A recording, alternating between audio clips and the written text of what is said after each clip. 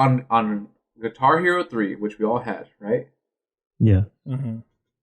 Could you do the Fire and Flames on expert? Yes or no? Absolutely not. No. How about hard? Yes.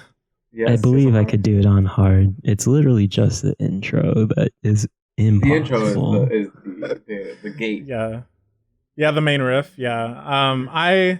I could do hard, like first play, like when I was first playing Guitar Hero 3, I could do hard, pretty much fine because I was playing on expert. But I reached the end of the campaign on expert and I could not play that fucking song. I could never play that song, and so no, I think I eventually did, but that's like we're talking like 8-9 years later. Mm-hmm.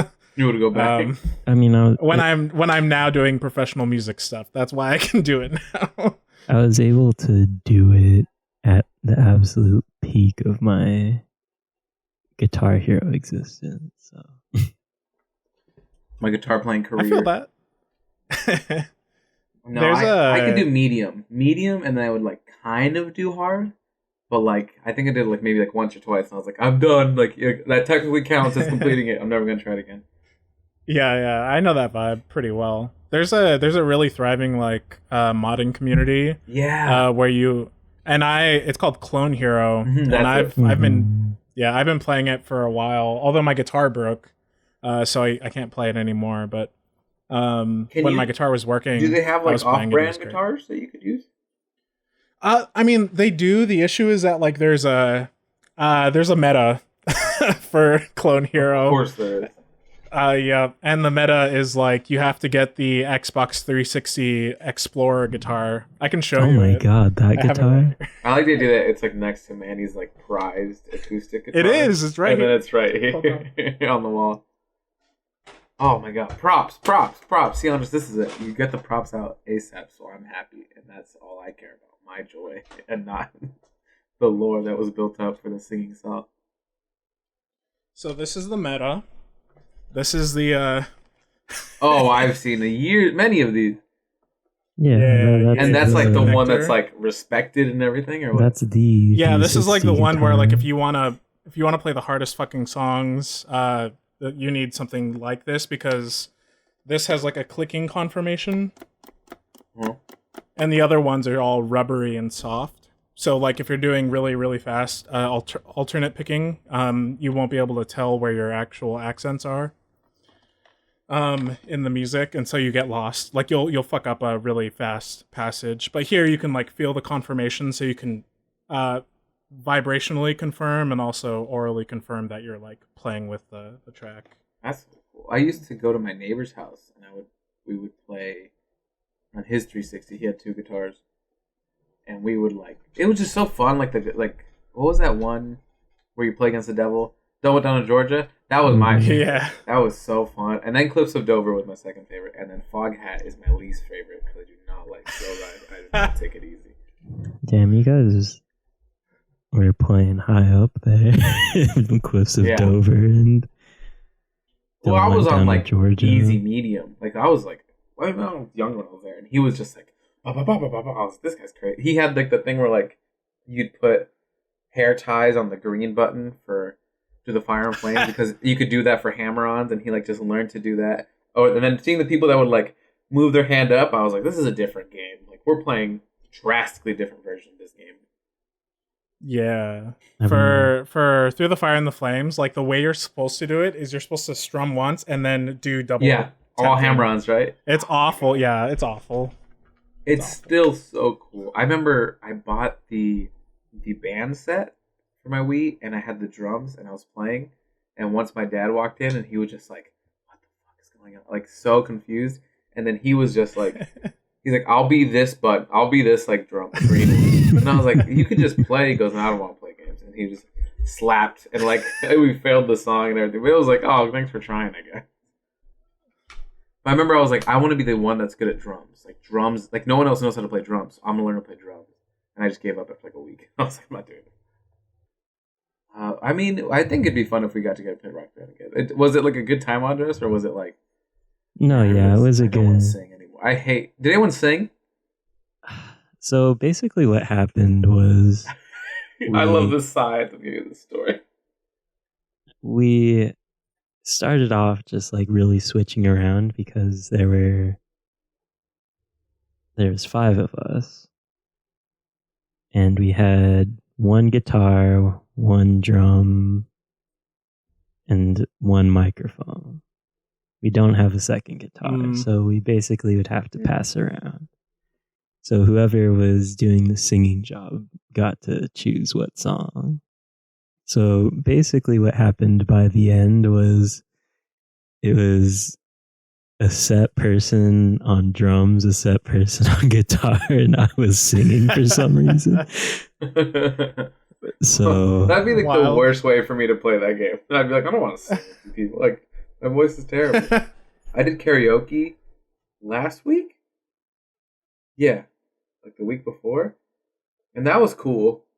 But there'd be parts where like the whole room would sing with me, like at a bar, and I was like, "That's fun." And then there'd be parts where like, I would just hear my voice, and I'm like, "Oh, this part is no one's enjoying." I picked "Don't Stop Me Now" by Queen. So it was like a good like everyone's gonna sing with me, great. And I was like, I had people like that. I would like bring people on, like sing with me, and I'd like just put the mic on them. I'm like, I'm just not a fan of singing myself.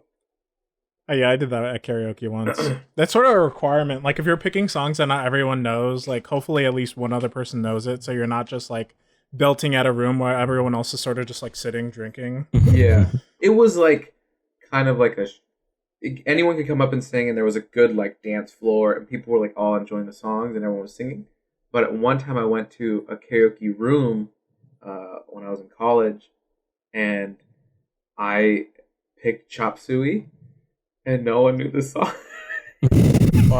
So I'm like, wake up, guys, put a little bit. Oh, come on, like, guys, like, can we just skip my song? Like, I don't want to do this anymore. Like, I felt so stupid, and everyone, but like, one guy was like, yeah, you know, I don't know the song, but I'll like sing with you, and like, it was a good effort. And then 2 other people that were there were like picking songs that no one knew, but they just wanted to show off their vocal range. Which is like cool if you have a crowd and people are gonna like cheer for you, but like we're in a room, there's 7 of us. I don't know you. I don't want to care about you. Like, I don't want to hear you sing Ave Maria for all of us. Like, it's just so uncomfortable. The thing about Rock Band though was I think I've gotten over the just the ongoing battle of being extremely self-conscious of your own voice. But like, I can probably sing semi in public if it's with people I'm kind of comfortable around. But I think it was more just like the game itself being like, you're not hitting these notes, where I was starting to get self-conscious. My friends are supportive, but harmonics is not supportive of me. Yeah. Because it's really hard to do well on vocals in expert rock band. To actually, if you do the thing where you just go, it's hard. Like, and you don't sing and you just like find pitches, it's like, okay, you can get the score, but like, you want to sing too for the fun of it. I don't know. And the issue was I was picking songs where the vocalists don't know how to sing really, and that's the like, I was just singing along. And it wasn't registering that I was hitting the right notes. And it's like, you can't tell me that Jay Mascis is purposefully singing these pitches. Like, the dude from Dinosaur Jr. does not have formal training in singing. It shouldn't be this hard to sing Feel the Pain. Yeah, they do that a lot. There are some songs on the Rock Band set list. I don't actually know which Rock Band it is. I think it's like the newest Rock Band, but on the newest Rock Band, there are like songs that are explicitly designed. You know, like they have different ratings for different parts.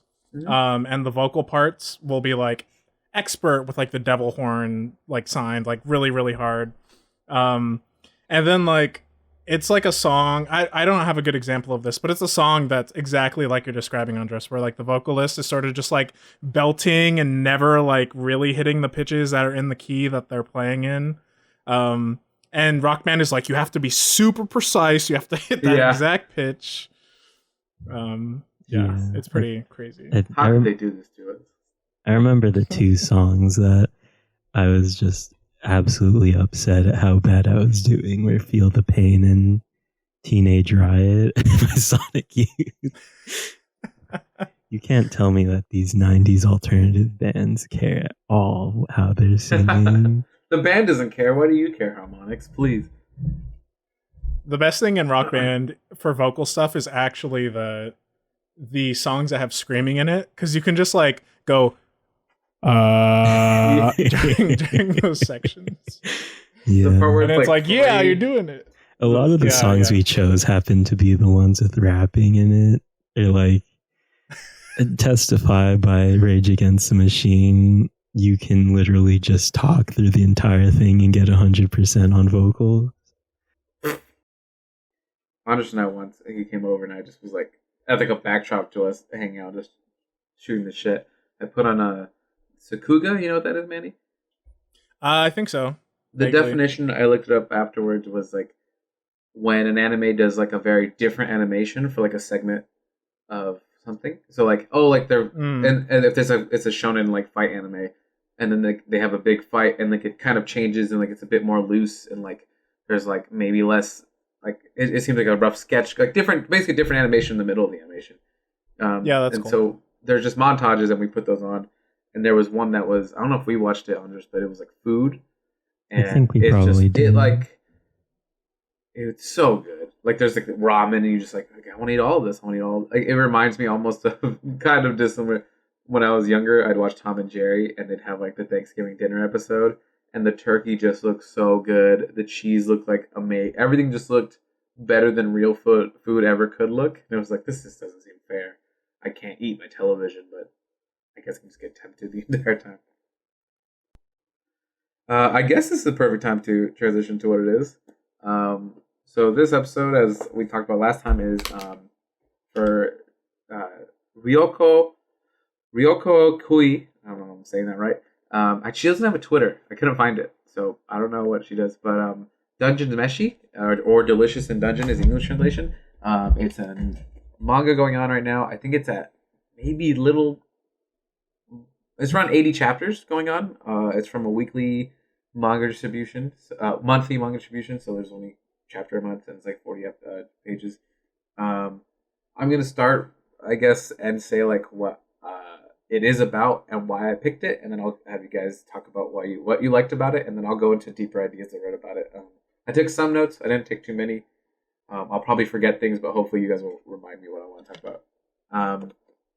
I am a giant D&D nerd, so I love anything that's like a reference to fantasy stuff, even though I've never seen Lord of the Rings, which I probably should. So things like Goblin Slayer, there's a part in Goblin Slayer where like they turn in their like they fill out a form to apply to be an adventurer, and it's literally like a D&D 5th edition character sheet, and they have like references to those. I remember there's just tons of like the D&D is so big and there's like tons of references to it. So this being kind of similar to it, I really enjoy it, but it picks up an aspect of there is food and there's a need for food, and you'll play a D&D game and you'll go, yeah, like let's just eat this dragon. And some people like it just like, oh, that makes sense. But this book kind of turns this on its head where it's weird to do that. Like, why would you eat monsters? Like, you don't know what they are. But like, why would you eat a chicken? Why would you drink from a cow's udder? Why would you do any of that? It's like, oh, because we're used to it now. I think we're breaking new ground here. Imagine the dude, the first person to drink from a cow's udder, bro. Oh yeah. Put that in your type 5. Because nobody's ever thought of that joke before. Put that in your type 5. Dear Diary, how do I hire Andres as a ghostwriter for all of my comedy? Well, it's really fun. That's why I picked it. There's a lot of like references I'm going to talk about later. But as a general aspect, there is a group of adventurers in the very first chapter, and something happens where they are attacked by a dragon. It opens up with like an explanation of the world in a very simple and short way. It's not like overbearing. It's only one, two, three, four, five, six little like sentences, and then it like drops you in to the world and how weird it is, and then right the next page is like a dragon fighting a party, and you're experiencing Laios, one of the main characters, him just thinking about what's going on, and it is funny to be like, yes, it is a battle for his life. He is fighting a fucking dragon, but he's talking about food and why he's hungry and like yada yada.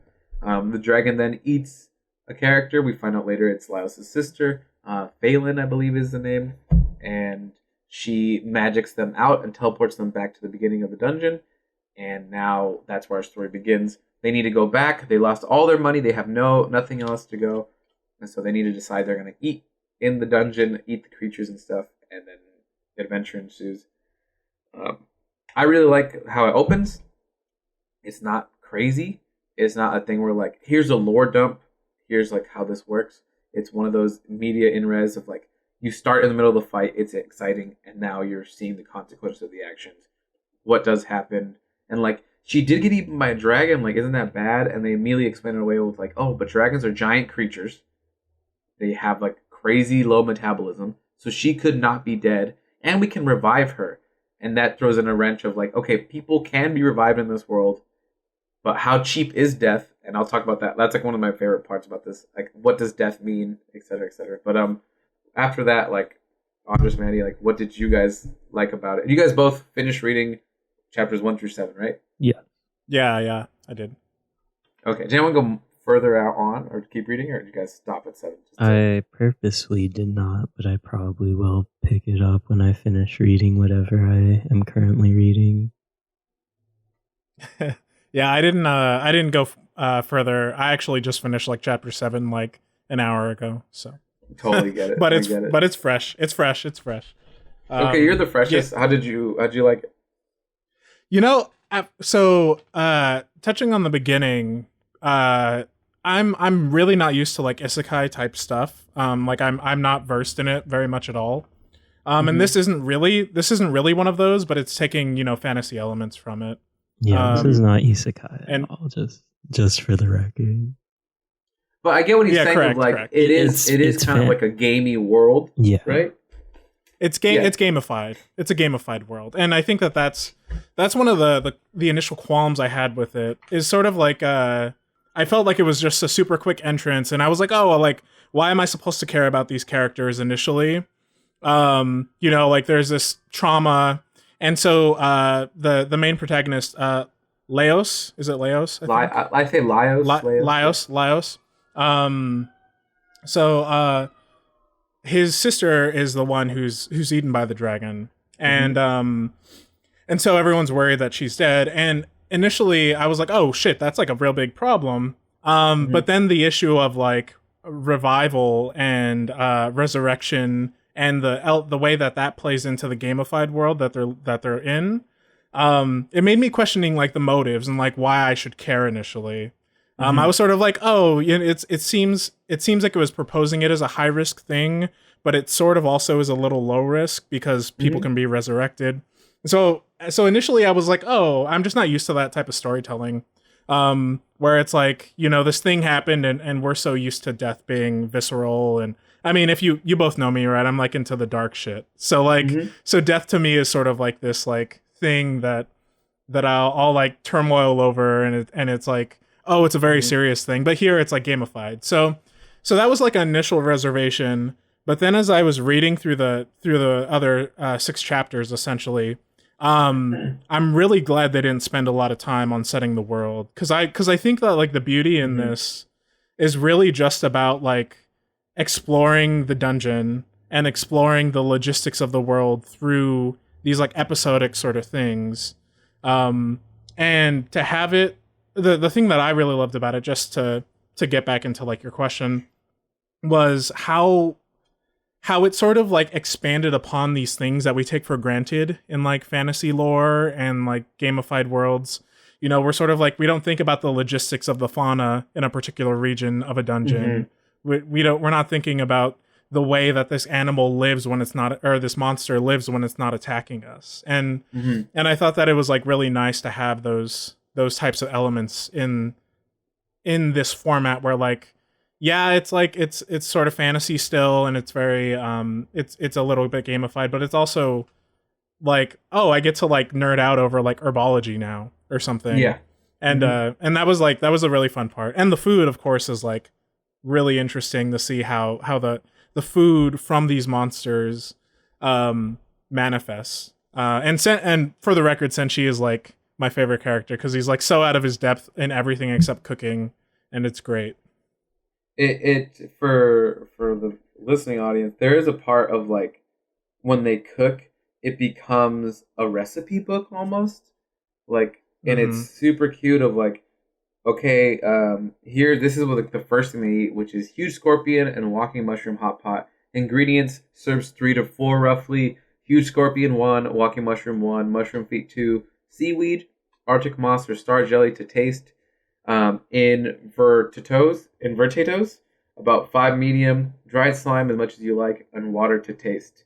And it'll like preempt that with like beautiful, like the art style is very good. There's a lot of like chibi-ness to it too. It gets really cute. Like I saw Andres change his Discord icon to one of them. Yeah. But it's really adorable. And I'll again, I have comments on this for later. I'll want to let Andres talk, but like it shows you that, and then it shows you like the like pentagram of like energy, fat, protein, vitamins, and minerals, like what you're gonna get out of this meal.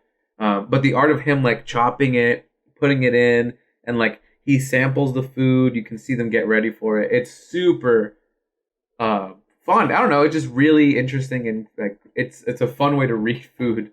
But Manny, go ahead, please finish. Oh yeah. And I guess for a little bit more context, Senshi, the character that is sort of like the one I was vibing with the most, is this like dwarven character who sort of appears out of nowhere when he hears the main party is going to eat monsters from the dungeon, which apparently doesn't happen very often. And he's like all about like health. Really, it's all about like health and bodily like attention as it relates to food and like the culinary world. So it's interesting. It's like I forgot one of my favorite conversations in the 7 chapters that I remember is Senshi. I believe that's his name. Again, I'm probably just Senshi.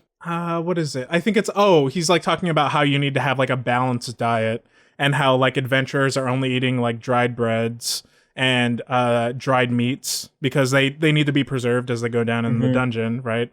But he's saying like no one's getting fresh veggies, no one's getting like fresh meats or anything, and he's like really, really adamant, like to the point that like that's all he's really focused on is like food and health, and it's sort of refreshing to have that take in like a fantasy setting, I think, because you're always like in your head about like spells. I mean, for example, I'm playing like an MMO right now, Final Fantasy 14, and it's all like, you know, spells and monsters and blah blah blah, like the really good stuff. But it's not like you're not thinking about like I don't know, your day-to-day health in that setting at all as a character, and that's why it was really, really entertaining to me. Yeah. There's a thing in Dungeons and Dragons too where like there is you have hit points, and then in some of the books they say like hit points should be viewed not as just like you have more health more than a person, but like sometimes it's like, oh, this person has more luck or so stamina or like just things like that, and like drinking a health potion is like, okay, now I'm revitalized, or like it could be anything that you want it to be. So like your last 10 hit points could be like, okay, now it's your actual body getting hurt. And your first 40 was you're dodging attacks, and like now you're not dodging as fast because you're getting tired, etc., etc.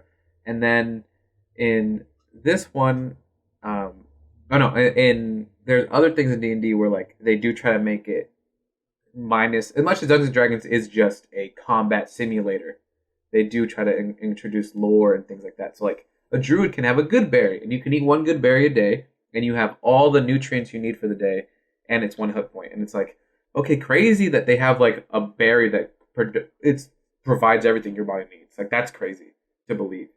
But then there's other things of like, okay, I play Dark Souls, I don't need to eat, I don't need to shit, I just run, and it's been theoretically hours. I don't need to do anything. I just need to drink this flask, and I'm fine. And it dodge heals me. a And lot. yeah, just roll and I'm fine. So yeah, I totally agree with you. Like this is different, and it's different in a fun way. Yeah. Mhm. If there's anything else, if not, Andres, please. No. Andreska, what are your thoughts on it? I was just really enamored by the way that the logistics of the world get shown through these like short stories in every chapter. I really like that. Yeah, I mean, I really loved this manga.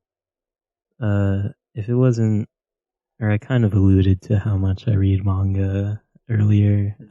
I'm basically just reading something at all times. So, um, and a lot of what I read is typically slice of life, comedy, romance, stuff like that.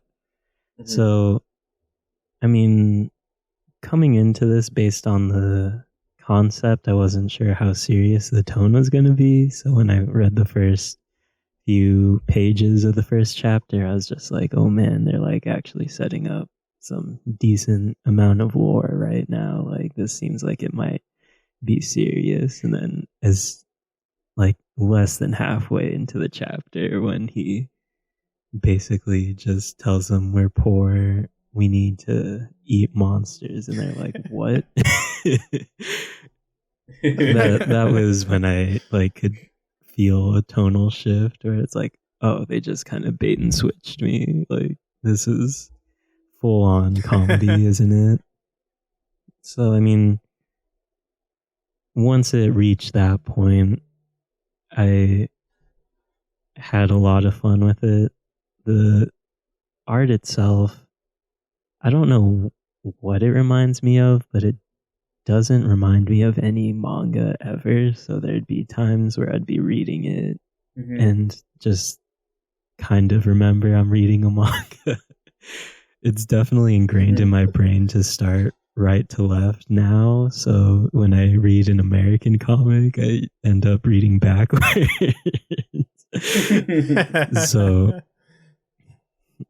So like the fact that it was working with my brain didn't really set off any alarms or anything.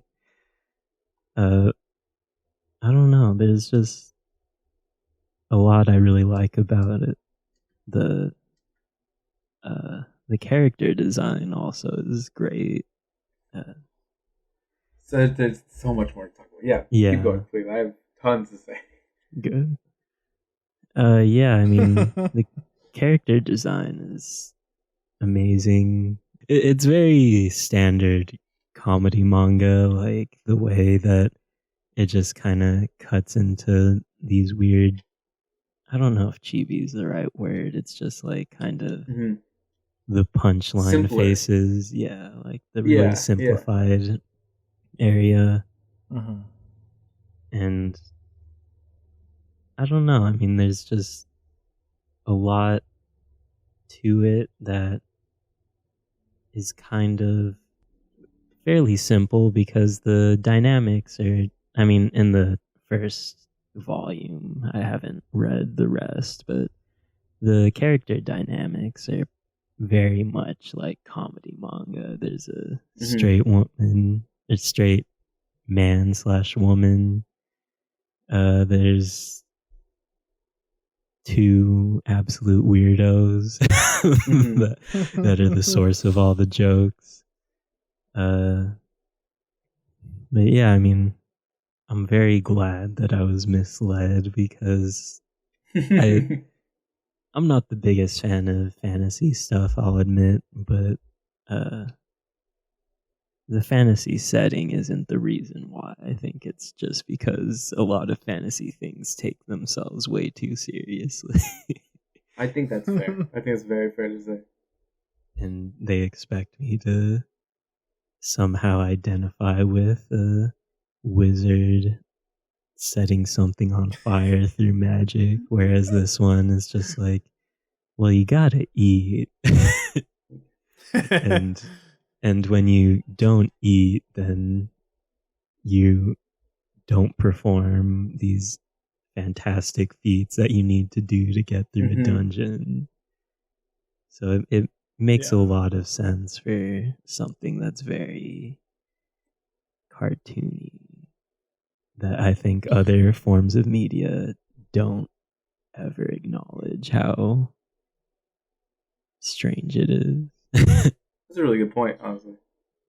Yeah. I would agree a lot there. That's a really good point. I was just thinking about the way that like when I'm playing fantasy games, like it's easier to identify because you have a set of actions you're doing, right? You like have some goals and you're going through it and you're doing them.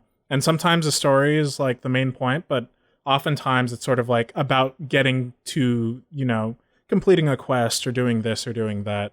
But when I'm like engaging with fantasy media, I'm sort of like looking for the humanist element in the story most times. I'm sort of like trying to identify with like character development, or I'm trying to like really like those are the things that are most exciting to me in fantasy stories. Like it's the world building, but it's also the world building as it relates to the people who live in the world or the monsters who live in the world or something. I think that's kind of why in Japanese media, at least, like isekai is so huge, is because it seems to be like the only way that people can consume fantasy media now is that there's one character that has this like knowledge of the other of our world just in a fantasy setting. So at least that's just my theory. Yeah, that's interesting. Yeah, I don't think I've ever consumed like an isekai before in any format. So maybe I'll give it a try. I do too many. I do too many. They're very similar to each other in a lot of ways. There's some that are just like the same idea. Like it really does. It does that thing of like, there's such an abundance. How do you make yours a little different? And like, there's one that I really like called Rising of a Shield Hero, and basically now the main character's only weapon is a shield, so he's like the defender of the party. He's not the one that's overpowered, and he like makes a team, and they do a lot of really different things in that manga. Where I think they do cool things, but like it always is still like, this is still kind of boring sometimes. Like Sword Art Online is really cool for the first 7 episodes, and then they make it into a romance manga, and it's like not really my taste, and it's not really that good of a romance manga either way. So it's just kind of like, I'm here for the fight scenes. That's what you do good at. Show me the dude with the 2 swords going, yeah, and then that's all I care. I don't want anything else. Just show me that. Somewhat of a hot take, maybe, but romance in a shonen from a shonen magazine usually isn't very quality. Exactly. unless they just go full shonen with it and not like action or whatever, just coming of age story, then that's literally the only way that it gets by. What romance manga or anime are you hitting on Dress then? Because if you're not getting your romance through the typical channels, right, of like a shonen manga or something, then what are you hitting? Are you hitting up like the classics, like the actual romance? He goes to the Target book aisle and he finds all the erotic novels and reads those. That's what he finds. Well, you said you were doing romance manga, right? What are some of your favorites? Oh gosh, I wasn't prepared for this, but I'm just curious because, like, I'm just curious. I don't know. Here, I'm curious too now.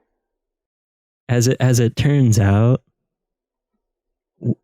when you can't get something from shonen, there's another sex out there called shoujo.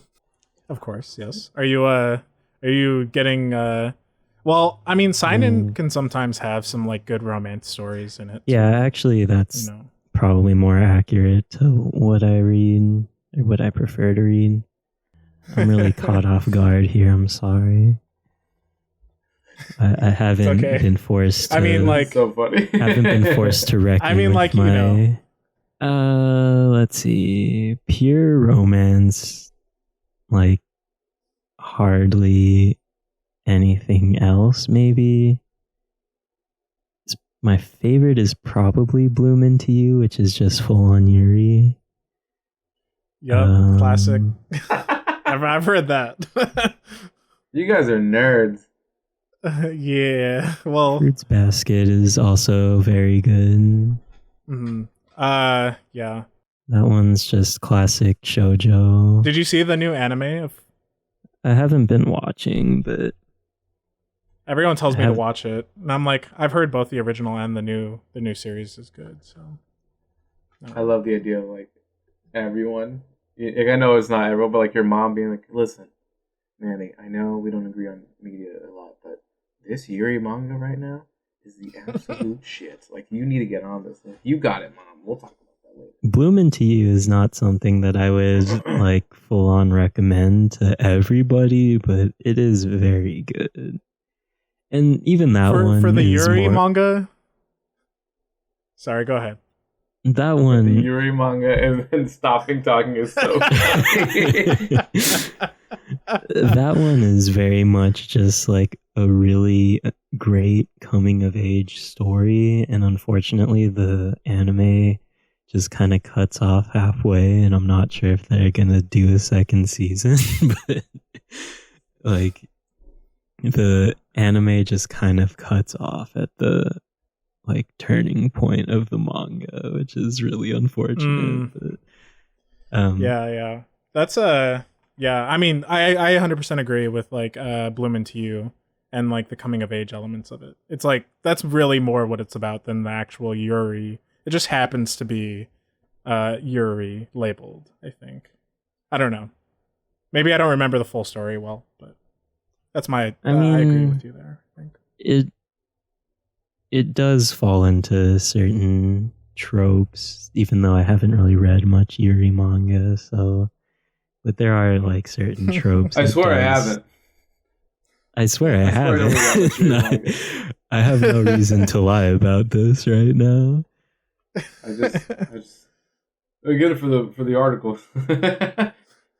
Yeah, but, exactly. The other one that I really like is Seeing Yesterday for me. That one's really good.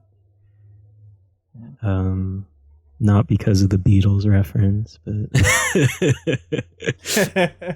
because it is very just like a story that adults can relate to. It's not just high school drama all the time, which is always a good time not to have to deal with, I guess.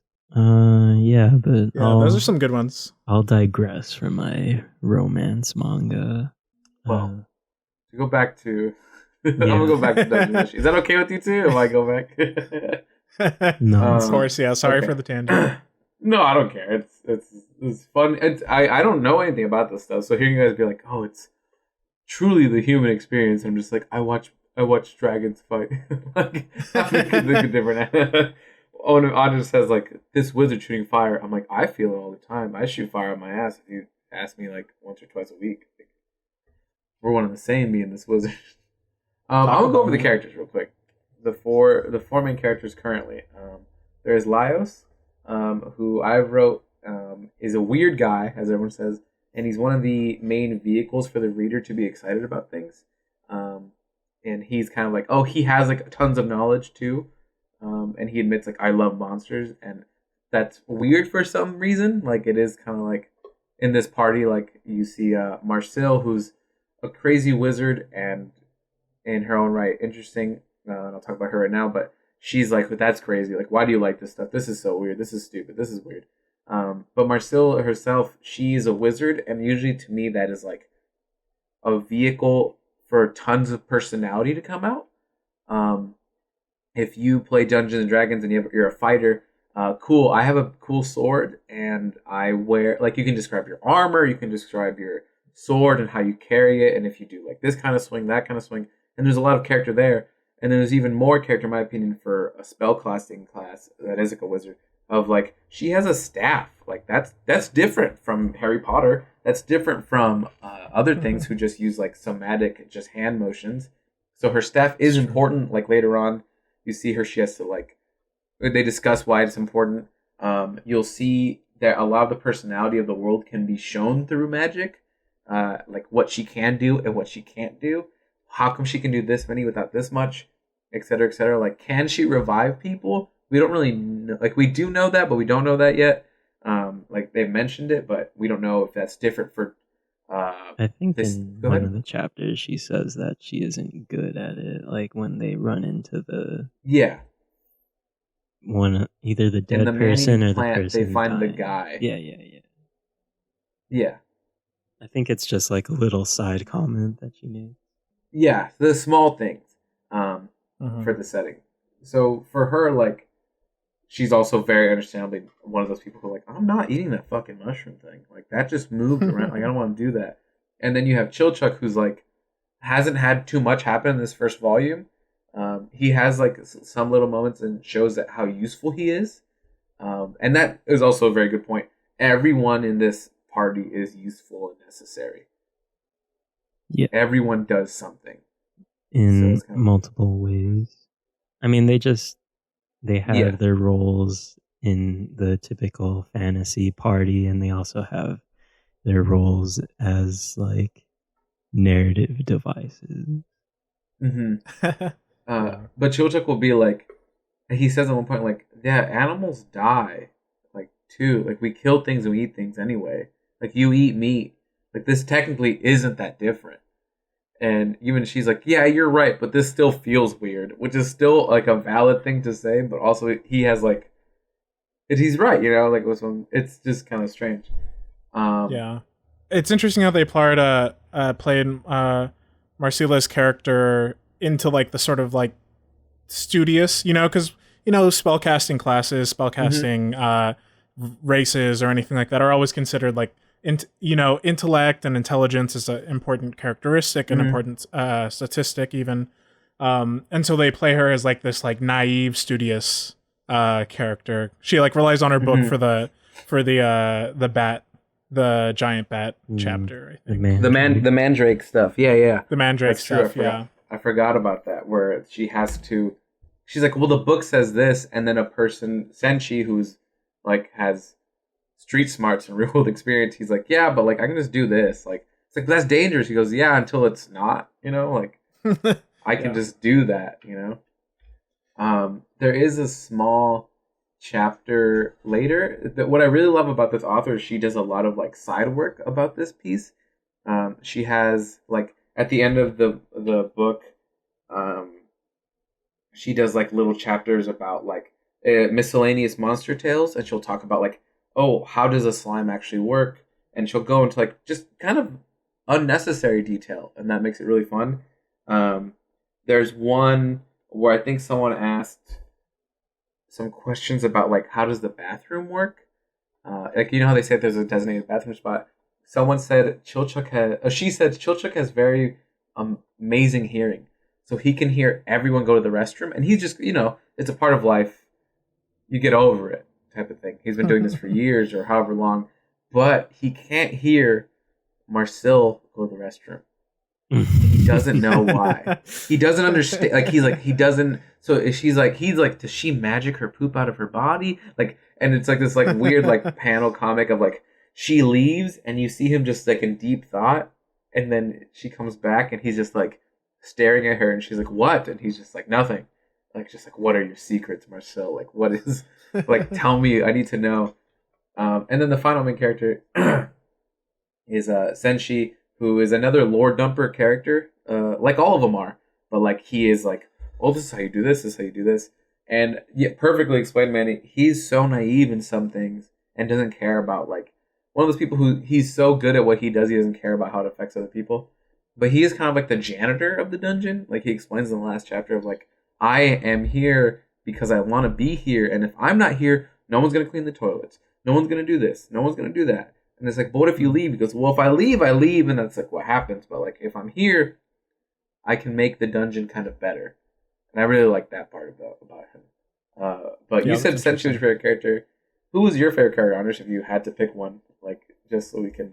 I don't know. It depends on what you're going with for favorite. I mean, the one I probably most relate to is Marcy or how Marcille, Marcille. I say Marcille.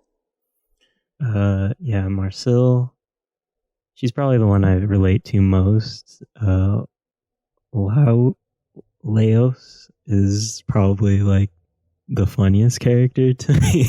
Yes, he's the most entertaining. So he's my favorite because he's just an eager person with like a weird thing, and one of my favorite things in any series. I've never played Dark Souls or Bloodborne, but I will like read about the monsters and how like detailed and gross they are. I love it so much. So this guy is like, I love monsters. People are like, why would you be? It's like, it makes sense. Like, you're fighting them.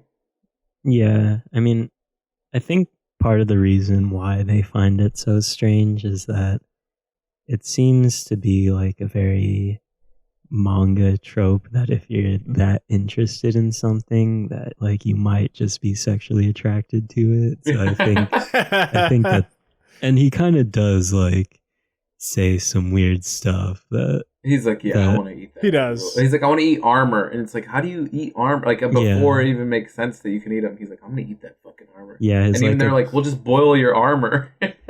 His obsession with walking armor, and when Marcel gets caught by the man-eating thing, and he says, "I bet that felt good." Yeah, how did it feel? But then he provides like a really cool point of it all, where he's just like, well, if you look at it, like these ones do this, and this one's basically trying to infect you with it, so it needs to provide you a reason to be as calm as possible. So it makes sense that you feel good. So did you feel good? And then again, rightfully so. What the fuck are you talking about? Get the fuck away from me! Like I just got attacked. I'd like you can ask this later. I don't want to talk about this now. Like. Yeah. Okay, so I want to talk about a few things. If anyone else wants to say anything right now. It's not often that you come across a comedy-based manga with actual like little plot elements and lore. So just like different things that that aren't exactly gags that show up in it, or it's really cool to see like in like the whole book knowledge versus like actual experience is very relatable. Just something you never understand when you just have that book knowledge.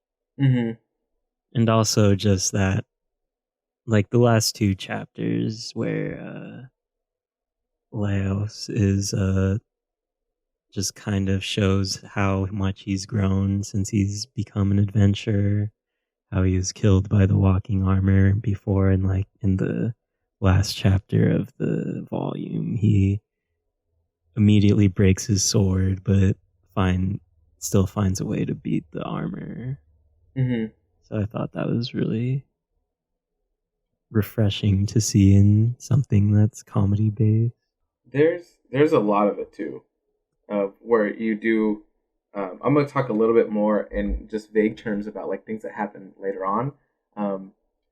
There's a lot of like, you see, they're competent people, and a lot of it's just kind of like sheer force of will at times, and other times it's like planning and like it shows interesting ways to solve these problems that they face, because there's a lot of them. But there is a part where it is episodic, like Manny was saying. Like it is just kind of like, this happens, and there is a big story of like they're gonna go through the dungeon, and the dungeon isn't just like an underground thing that happens. They kind of explain it. I don't know. Did they explain much from your guys' memory? Because I'm kind of confusing what I know and what I read this past week.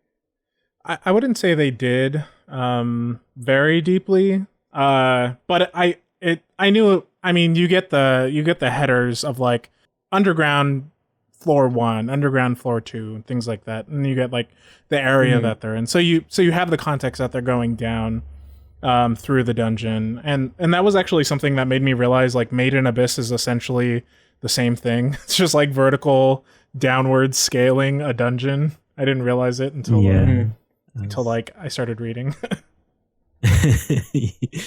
Yeah, I basically when anything starts talking about layers, now I just think of Made in Abyss. I really need to read that one. You would like it. It has all of the fantasy, you know. Yeah, it looks so cool. It looks so cool. Every time you guys talk about it, I kind of not pay attention because I'm like, I'm gonna read it eventually, but I just need manga decks to come back already. So I'm like, wait. I posted an update that was just a manga panel saying soon, so you might be in luck. Oh, thank God. Oh, thank God. Well, it is episodic, and there's a part where later on in the story, because this is 80 chapters, and we only read 7. A lot happens. A lot of cool things happen. There's tons of world building, and they explain like how the dungeon works. Like it's super cool. There's tons of like things about each character. They do like backgrounds for each character, and it just shows like how much can happen in this world, and like how fucked up this dungeon is. It's super crazy, but it is fucked up sometimes what they do. Sorry, what are the stakes like later? Because I felt really weird about like the stakes that were set at the beginning, and it didn't feel like it felt like it was meandering in its commitment, you know, a little bit. So I was curious. Mm-hmm. Does it not that it doesn't need to get more intense, but are the stakes revealed a little bit that there's like, you know, a little bit more urgency than there might have been previously, or like do you know anything about that? Yeah, so I'm either caught up or like a chapter or two behind. God, I'm like, trying to remember where we're at right now. Like, there's so much interesting and unique story elements that happen in this. Where like there is technically like a dungeon master, you know, and that like to apply on words of like a referee, but like what is that, you know? And I would watch this YouTuber Matt Kovo, and he's like, you should make a dungeon and you should make it make sense. And I was like, yeah, why would there just be monsters here? Are they trapped here? Am I like a mad scientist and this is my lair? Is the dungeon alive? I've seen a lot of those concept of like the dungeon is one of those dungeon masters I like. I cannot remember his name. But he does for the C Team, Activision Incorporated C Team, he has a thing called like the living dungeon, and it just like randomly you'll find a door and you just go in and it moves. You just move throughout the world and it's like a living creature. So there's aspects of like that idea of like there is reasons certain things happen. There is running water on the bottom of the floor of the dungeon. Why is that? Like we see them wash their clothes. Why though? Like that doesn't really make sense. There's secret passageways. Why, you know, like you do find it is in a castle at one point, but like it expands even there. Where are these monsters coming from? Have they always been here? Etc. Etc. They do explain there is like a bigger overarching story. There's cool characters that are not necessarily villains, just like ulterior motives, you know, that we find out of like, oh, well, like, why are you going down? Like, you don't need to be going into the dungeon anymore. Like, your sister's dead. And like people just like not agreeing with like what they're doing. But I guess the good translation of what you were saying, I really like the no death aspect because they do. And I was looking for it in my book. There is a part where they talk about they can be revived, and that there comes at a cost, and people can just be like dead, and then they'll walk by and be like, "Oh, I'll revive this person. I'll just take 20% of their money." Yeah. And that's like fine. That's like okay, but like, why is that? You know, like that doesn't really make a lot of sense. And I think it provides for like unique story opportunities of like I heard once someone say in their D&D game, death doesn't mean anything really. Like you can just die and you come back. And for the people like no, like there's no saving it. If you go under, there's a force that like kills you instantly. And it makes something else happen, et cetera, et cetera. So it'll get in a story where life is kind of cheap, you know? Like, oh, it's just a spell and I can just rest till tomorrow. I can pick up this body and carry it up. And as long as I kind of preserve it fine enough, it'll be fine. As long as this doesn't get dissolved by a dragon's stomach, we can revive it. Mm-hmm. And that's weird. Like, why can we do that, you know? But it does show, like, each person, when they get revived, it is, like, taxing on them. And it is kind of like you do need to be found and you do need to have a magic user. And there's another part where like a character can revive them reliably. and they have to do a lot to revive everyone. And everyone's like, "Oh, thank God, like we're all okay." And the character just starts like breaking down. They're like, "This is terrible. Like you were dead, and I had to save you. And like, what if I couldn't? What if I couldn't get there?" Like the emotional toll of like, you are responsible now for your friends, and if you don't save them, even though they're right in front of you, it's your fault. Like that does all these stakes do matter, and it is fun, and like it's sad, you know, like you don't want to watch these characters cry because you do meet them and like you find out like why they're together, and like they had other people in their party, but these people stuck around, and like you see in the beginning the party was bigger. Yeah, two people leave immediately. Yeah. Like there's like, no, I'm not fucking with this. Like, and so like, oh, why are they together? But it's a slow exposition of like, why is this like this? Why is that like that? And there's times where like they give up on the cooking aspect of the story, and it's all about the lore or like the backstory of a character, or like introducing why this person is here and like what that means. And there was a good chunk that was like that, and I was like, oh, like it is different. It is still comedic. There is times where like there is a part where Laos is fighting this like super important fight, and then it cuts to like the simple face where he has like no nose, and he's like making like a duck face, and he's like just hiding from like a fire or something, and it's super funny. But it is just like, this is high stakes, but it is a comedy manga in the end. And those just happen, and it's really cool. It's just super fun to talk about. But I get what you're saying, though. It is weird to be like, why doesn't death matter? Like, why do I care? If it is like, oh, like we can revive him, but we can't. Like, I don't remember why they can't really revive the guy in the man-eater plant. No, they can. But then they also say like, they can. They just choose not to because they don't want to get, or like the various things that can happen when you help a stranger. Just they don't want to get robbed or whatever. Find out that he's a bad person, actually. they leave him up, right? Yeah, they hang him in a tree. Like an Old West. Yeah, they hung him in a tree. Like an Old West, yeah. It was right up my alley in terms of horror. It was nice to see dead body hanging from a tree in a non-realistic context.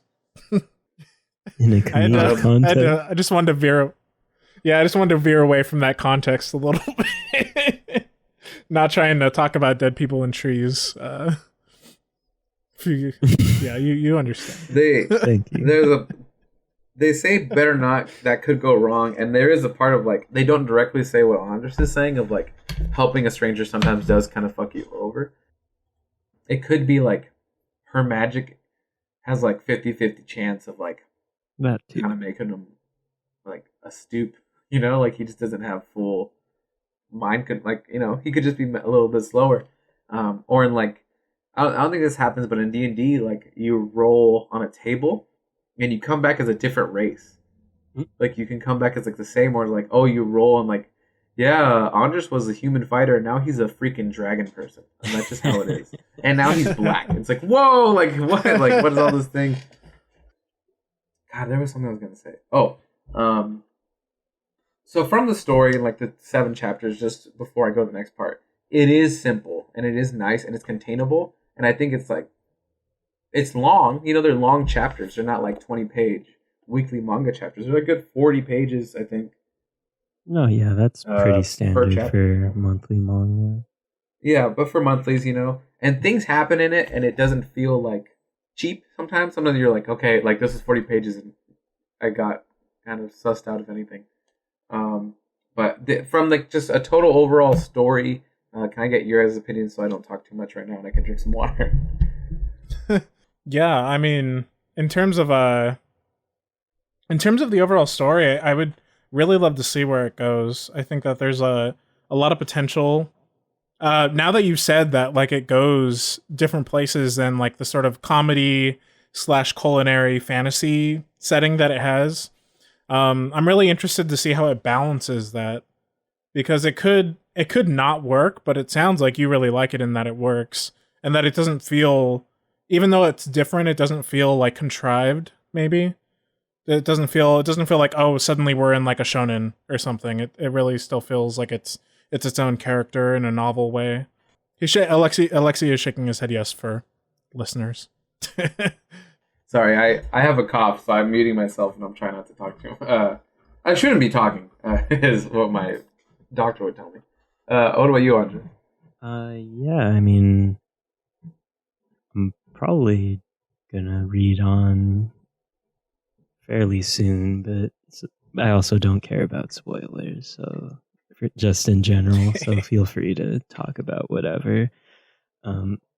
But I think it's the mark of a good narrative that really focuses on connecting you with the characters first, and instead of focusing on like a really deep lore background. I think it's very easy to just kind of tune out when that happens. So the fact that this first volume is very heavy on just making these characters extremely likable because they're all pretty funny, and then using that leverage to move on to more serious things and bigger stakes is the mark of something that I typically enjoy. I think it's really helped by how good the art can, we've talked about this a lot, can transcend both this like really non-traditional anime look and feel like cool and like realistic in a weird way, like a not like a textbook way, but like it's like a photorealism, I think is what you're looking for, like sort of in like a quasi photorealism way, where like the food is sort of high definition. Is that sort of what you're getting at? Or exactly. But there's also the cuteness of like how fun it is, etc., etc., etc. And you can tell she really loves these characters because she has these. I don't know if it's like a book or whatever it is, but it's called Daydream Hour, and she releases these art books where like she'll answer questions or she'll share random doodles. I'm gonna put it in our chat, and then maybe we can put it in like the podcast description for these ones. This first image is Daydream Hour number 3, and it is a picture of just like Marcel dancing, and it's super pretty. It's super like adorable. It has tons of fluid motion in it and joy. Yeah, it's actually really cute. Yeah, it's interesting. I mean, like art books can tend to have this vibe, but it's nice to see. It's nice to see how they really liven the character from the series in a certain way. She'll describe things that happen. So like this is 2 things where like clothing for female dwarves, and it just shows her like thought process of like dwarves do exist. There probably has to be women dwarves, and so what are they going to look like? And here's some ideas for them. And then later is like the outfit on the right is a sleeping gown I planned to have her wear when she was nursed back to help in this household. It felt like them putting her in an outfit would have been overdoing it, so I scrapped the idea. And it shows her like ideas and processes and like really just interesting because of how dynamic and important these characters are. And they show how the races do look different. There's a one panel I wanted to find, but I couldn't exactly find it, where it's like a grid and it shows like humans, elves, halflings, dwarves, these other characters. And then they shows like Laios, and then if this is what he looked like if he was a dwarf. This would look like if he was this, and this. This is what Chilchuk would look like if he was all these things. I found this little passage from the link you posted, and it says, this is the description. These artworks are taken from sketches Kui Ryoko uploaded on her website. There were dragons in the West, along with various rough illustrations she did for Dungeon Meshi. Her comments have also been included. Enjoy. And so it has each of these images that are essentially like sketches that relate to Dungeon Meshi, and it has her commentary, and I think it's like a really good example of how like an art book, at least from my initial looking, it seems like a really good example of how an art book can elevate like a story that it's related to. Because normally you don't get like this much information in like the the post volume editions, like the extra short stories and things like that.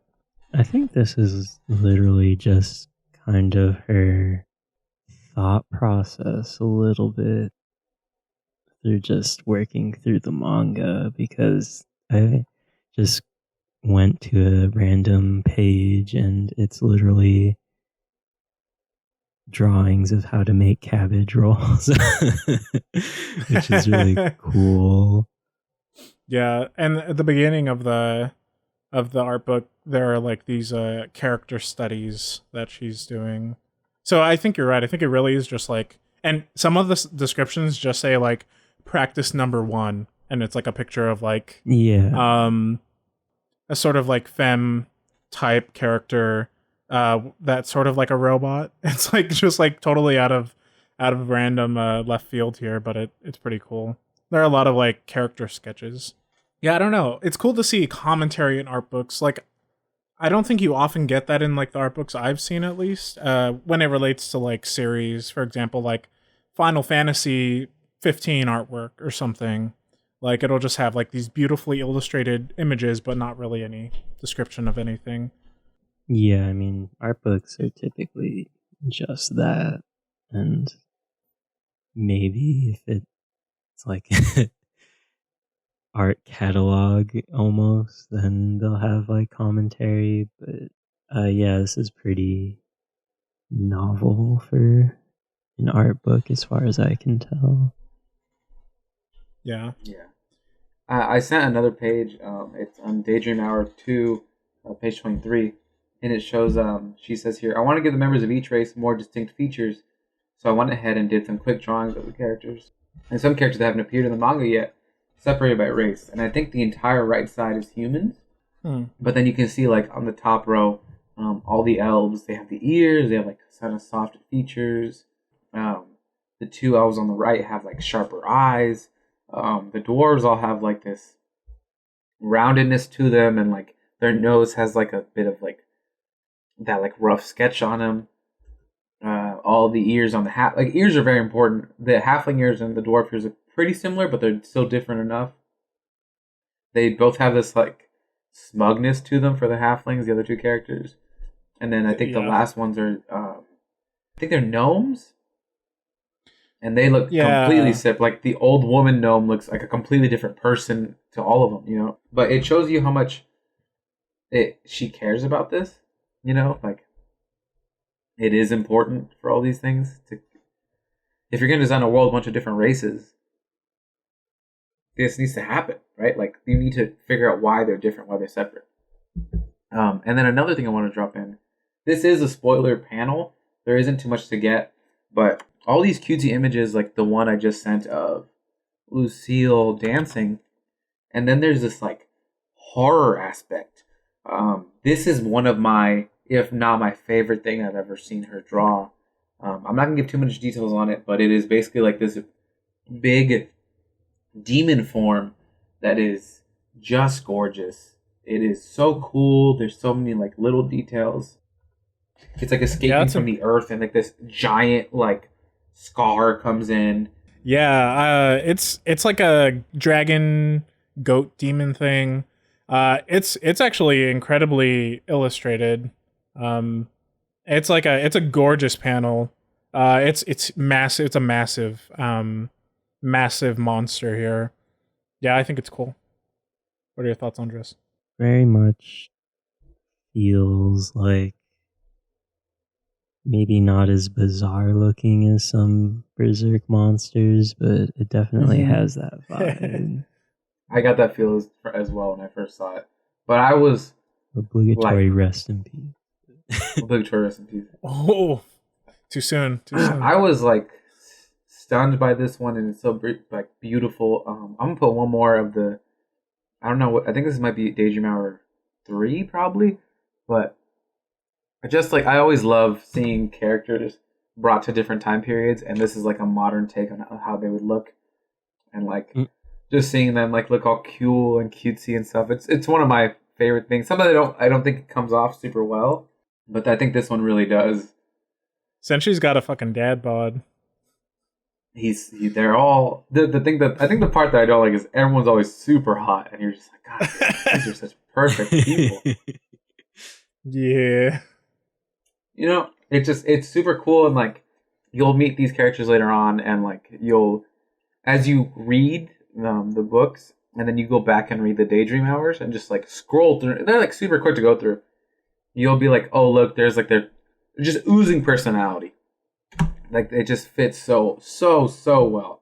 But it's one of my favorite parts about reading because manga decks they would upload these as well, and just like like I thought it hasn't been a month yet. It's only been like a week, and just like here's 40 pages of fun art that makes you really want to read the whole story again because super interesting story. And I don't want to get too deep into. I don't want to do spoilers for the listening audience. I guess I could be like from here on there will be spoilers, but I don't want to be like I don't know if that's okay with you guys.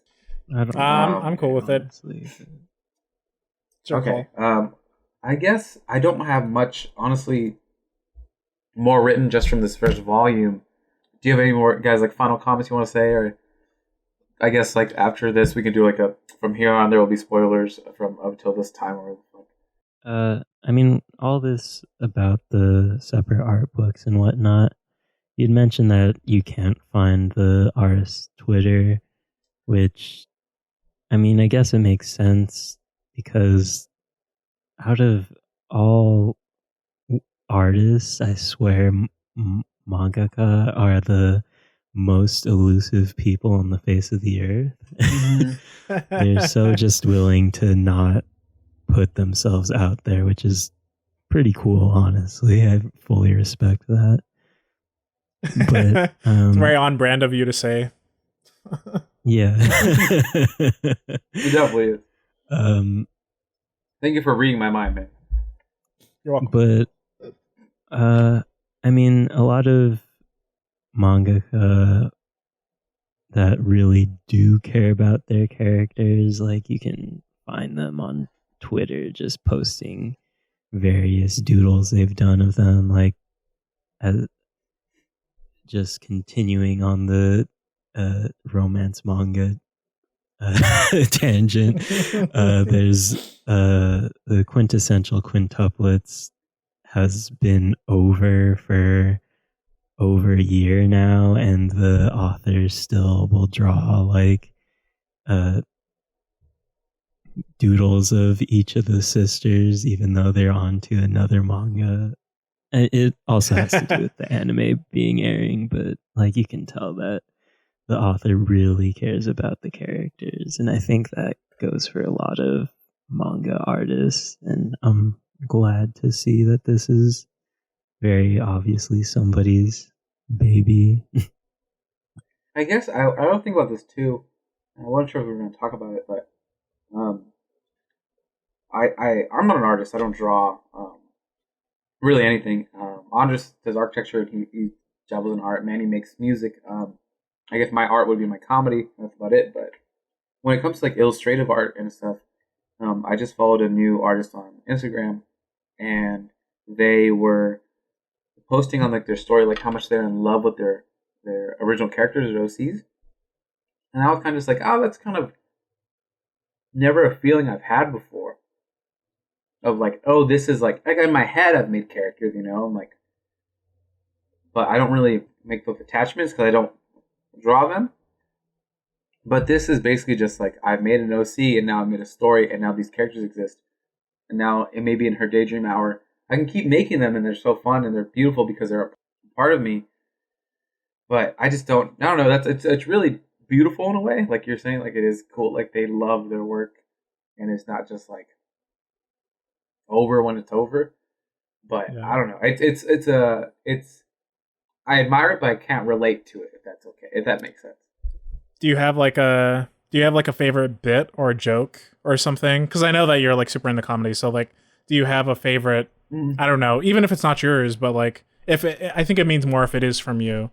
From yourself, do you have like a bit that you like look back on and you're like, wow, this is like funny as fuck, I should like continue to see what happens here? Definitely some of that. Definitely some of the, not like my jokes, but like going back and watching like Chappelle's show and it being like just so fun, but like I've had this whole conversation, and I don't know, I'm probably gonna talk about this a billion times on this show of how comedy is kind of like one of excuse me, I'm getting teared up on this. Comedy is such like not really respected in like a way of like I'm gonna sound pretentious as hell, and that's kind of the whole point of the show. It's not as loved by the world as it is. Like people love a good comedy, but people don't.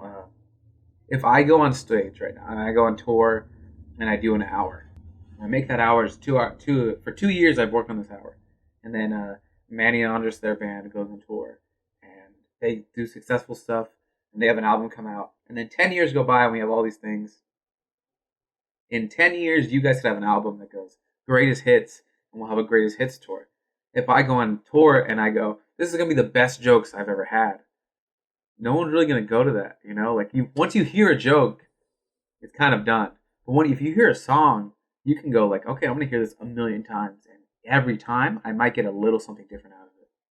So, like, comedy doesn't really have this, like, permanence, you know? Especially with, like, topical comedy and, like, political comedy now, et cetera, et cetera. Like, a lot of comedians talk about, like, I don't like my comedy to be dated, so I don't reference who's president or what things going on now or, like, global events. I just make jokes about universal experiences.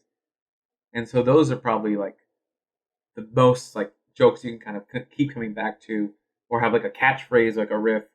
But then even then, comedy demands to be communal. Like, you need to have people be with you. I can make jokes and laugh to myself all the time, but like until I get on stage or like hang out with you guys and be like, hey, why the chicken cross the road? Oh, to get to the other side, and like you guys don't laugh. I'm like, oh, that joke sucked.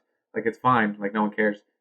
Or it can be such a bad joke that you guys reference it every single time you guys see me and just go, oh, look, he freaking got to the other side already. Like, hurry up, boom, boom, boom. And that is just like the weirdness and uniqueness of comedy. And of course, like music and jamming with friends and blah, blah.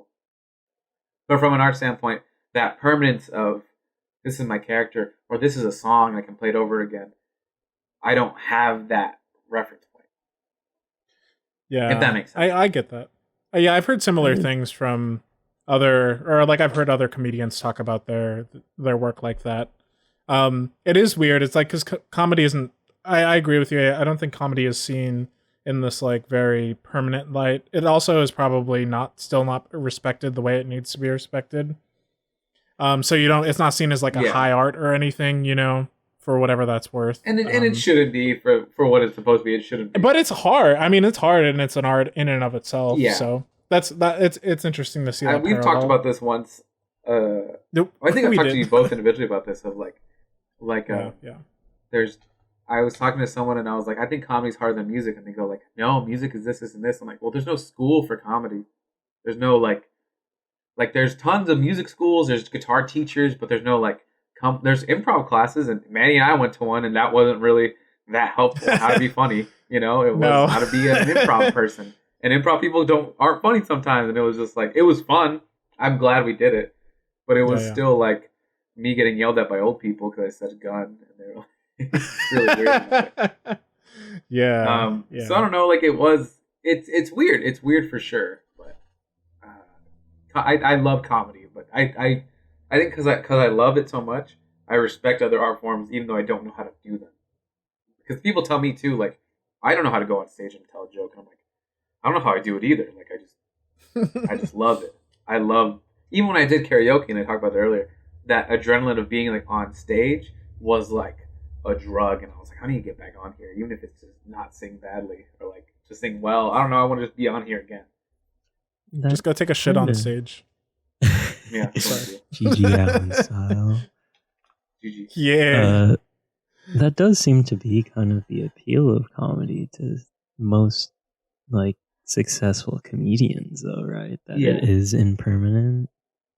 I mean, if we're getting on the topic of permanence, my profession is literally the polar opposite of that, in that it stays around for potentially hundreds of years if you wanted to. So and just constantly reminding people of various mistakes you make, because I feel like bad architecture is pointed out way more often than good architecture. So you don't notice when a bathroom works because it's supposed to work. You notice when it doesn't work. So and then it's a really good point. But like I we can talk about this for years, honestly, about how weird it is. But I don't know. I love, again, that's I respect all of them, but like seeing comedians talk about it too, it's an aspect I don't want to get too into. I don't want to I'm gonna bring us back around. It's okay. Well, or whatever. For like the OC thing, like, do you? I like you were saying, like you really do enjoy them coming back and be like, yeah, this story's over, but like the story ended, but it's not over. You know, like someone's gonna pick it up and read it for the first time. And some people are like, I only read stories that are completely finished. Oh, now it's over. Keep going, and even then, the artist is gonna be like in love with this. And is there an anime coming out for that? Oh, for Quintessential Quintuplets? Yeah, I mean, it's the second season just ended, and there's going to be a movie coming out, I think, next year sometime. Although I would recommend reading it over watching it, but that's just me. Yeah, for the most part. Well, it sounds like you guys liked it, which makes me really happy. Like, yeah. It's a fun, and there's so much to like about it. For things I don't like, I think I said like the episodic part. I do when eventually they do some cooking. It is such like a breath of fresh air later on in the chapters that you're like, oh, this is why I love this thing. As much as I do care about this crazy lore that's happening and all these new characters that are so unique in themselves, I'm here for the cooking because it's funny. Like, you know, like that's what I'm here for. Yeah, I'm glad that they come back to it at least a little bit. It sounds like, that's like the thing that I think is really charming about it is like the sort of tangential, like fantasy tangential stuff, like all of the logistics, all of the sort of like here is why these things are the way they are and how they're working, and that in the context of comedy is really really nice, because otherwise it's like something that's so lore heavy you get bogged down and you can just get really tired really quickly if it's just like lore exposition after lore exposition. You can get burnt out. And then there's comedy and like with respect to the medium too, of like it doesn't feel like stupid gags coming out of nowhere, and like it's not the point. Like, you know, like you read things like I think it's called Grand Blue, and just like it's all just gags and nonstop. And there's a point where I'm just kind of like, all right, like yeah, I'm like I kind of need a break. Like this isn't it. I feel like this, because it is always in respect of like what's going on, and it kind of drives the story. It's not like here's a gag and no one like, listens to him. It is like Lio says something and Chochuk's like, "Can you stop being fucking weird? Can you just help me dice these goddamn onions?" Like just like complete like, please, like you're still real to us, and like so many fun things. Yeah, I mean, but right now I'm like, yeah, it's so fun. Go ahead. It's a really great character dynamic, and I think you can tell that because the author has such care for these characters that it has the capability of transcending just one genre of whatever, because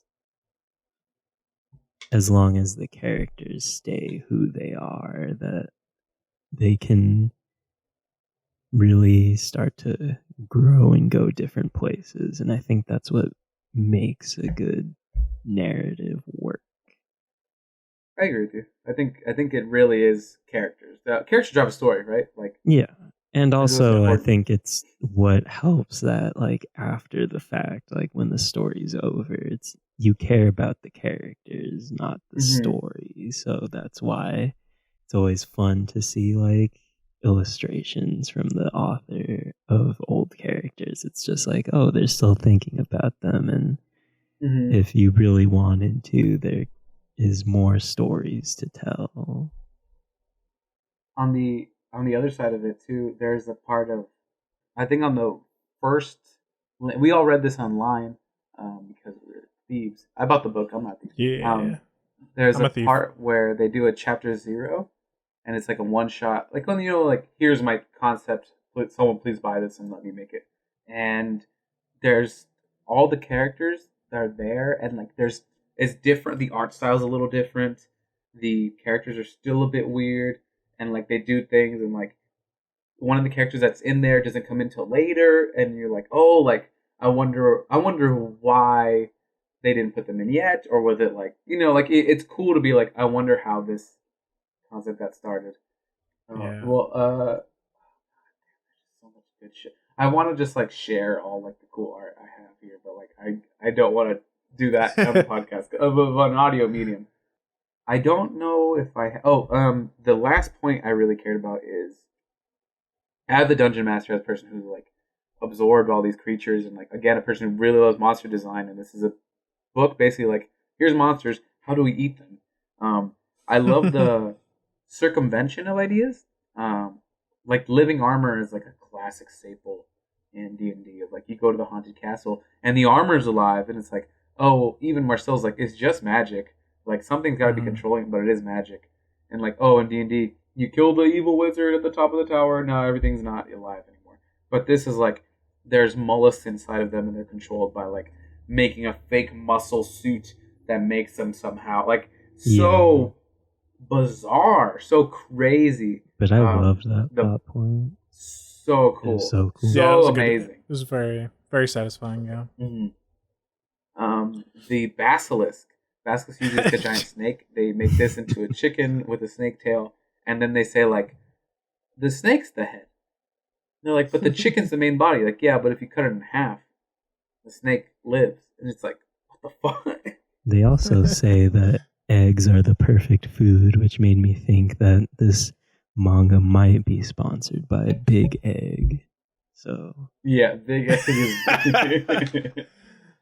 Yep, we're all big egg heads now. We've submit to your egg overlords. I'm gonna do a slight submit to your egg overlord.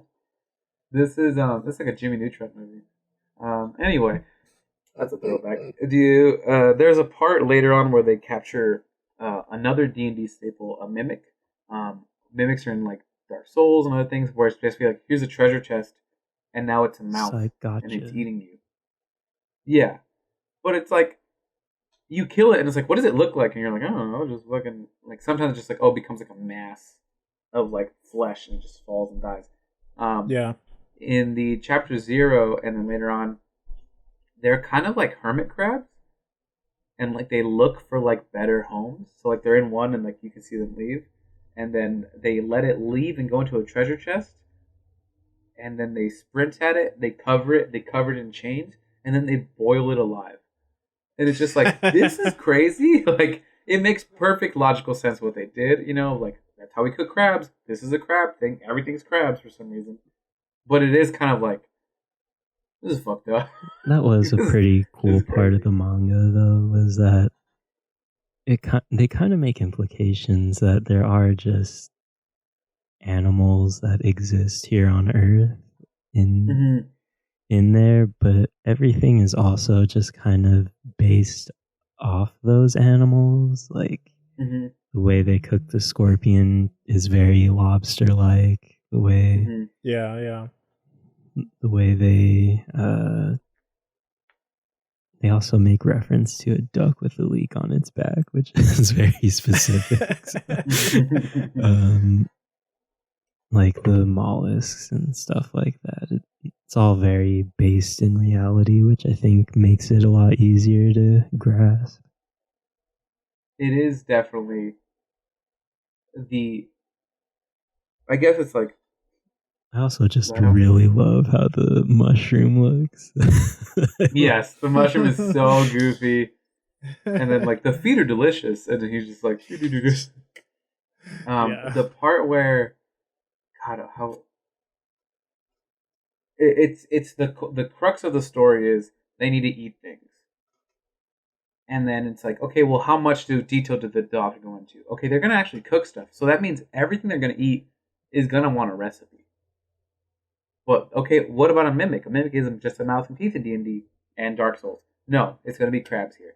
No, they're gonna be like, it's logical reasoning that has to happen, and that's what makes it so cool, because it makes sense. And then, like, it's interesting. It's just beautiful in every way. I love this author so much. Yeah, it seems like it's the mangaka's way of like it's both rationalizing and storytelling the entire like lore of dungeon crawling, essentially, of dungeons in the fantasy context. It's pretty satisfying. Like I think that's the real big draw for me personally, is just like that placing the world within a context that's actually really relatable, and it's like almost practical. Even like it stops feeling fantasy-ish at certain points, especially when they're cooking. It's like, oh, they're just like cooking crab, even though it's a giant scorpion that they're cooking along with mushroom, walking mushroom. So it's those things that are like really satisfying, I think, you know.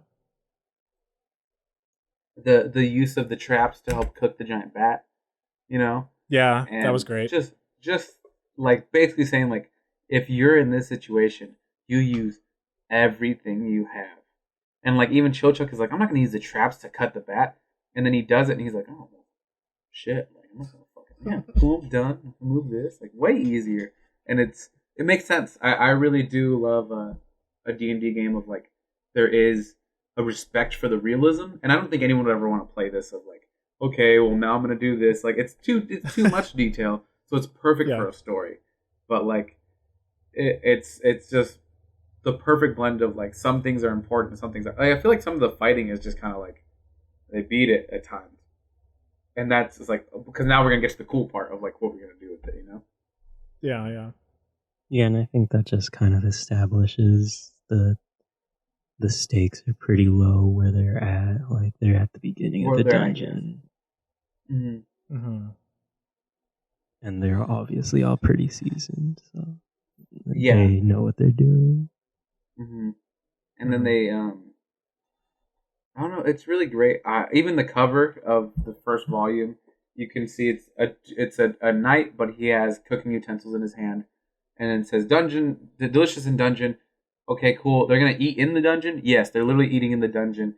What is in the dungeon? A fucking dragon. Like it's like a perfect like I can look at this and absorb so much of what I need to know. It's not just like sometimes you go read a manga and it's just like a hot like big booby girl and it's just kind of like death parade. I don't know. Death parade is a real thing. Death butthole. Like you don't know what it is, and like you read like volume 2 and it's just like now it's like a lolicon. And you're like Death Butthole 2, and you're just like I don't want to read Death Butthole. I don't know what it's about. Just boobs.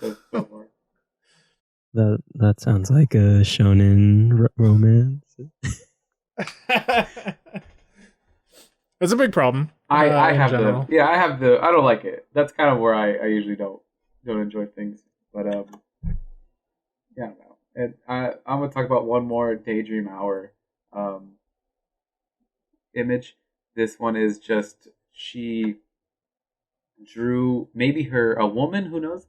And it says here, I bought a jacket with elbow pads because I thought it looked fashionable, but everybody just said I looked like a broke student, so I never wore it again. And it just like that is in like the same context of like the next page is like, oh, and here's like how my races look differently and distinct, and like here's how this person.